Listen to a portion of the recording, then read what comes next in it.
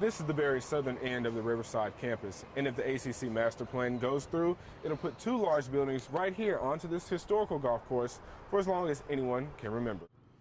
Good evening. The sign here on the door let Q&T customers know that they were closed today, trying to regroup from last night's attempted robbery. But luckily, the only security camera on this strip center caught it all on tape. K9 units from across the state say this training is essential for their dogs to get the job done back at home.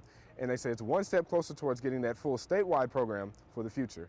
Tonight, those two suspects are behind bars on charges of aggravated robbery with a deadly weapon. And as for the business, the owner tells us he'll be open tomorrow morning for business as usual. Reporting in Round Rock, Cameron Whitaker, KXAN News. Vicki Nesbitt was last seen at her home here back in 1991. Now, 22 years later, her husband Rex is in custody on charges of first-degree murder. Although her body was never found, District Attorney Jana Duty says there's enough circumstantial evidence to bring the cold case to trial. Reporting in Austin, Cameron Whitaker, KXAN News. Man's best friend made a pit stop in Austin this week for training on how to help out their hometown police. Most of these dogs are experienced street dogs. They're just improving their skills and their capabilities by going through this schooling. Stop or I'll shoot my dog! Dogs work everything from simple attacks all the way to jumping into a helicopter. Anything to get them ready to act and act quick. 23-year Dallas policeman Chris Steger says these courses are just what their dogs needed. We might have to run tandem or dual assignments side by side. And with this training, it's going to allow us to be able to put our dogs in the same situation at the same time. K9 units from across the state say this training is essential for their dogs to get the job done back at home.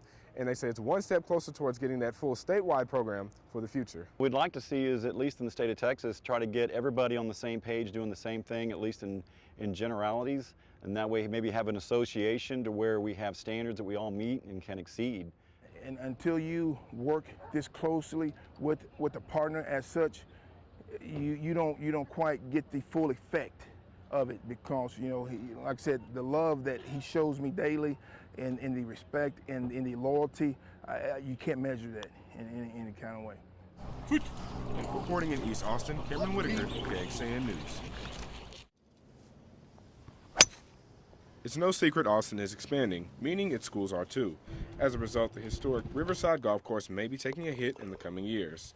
Mike Ursey, who leases the course on Austin Community College property, understands using the land for recreation is not the best use of the space. It just is going to happen. I mean, there's just sometimes situations where there's higher and better land uses for property than as a golf course. For a 6-decade golfer like Randy Petrie, any change to a course isn't the most receptive.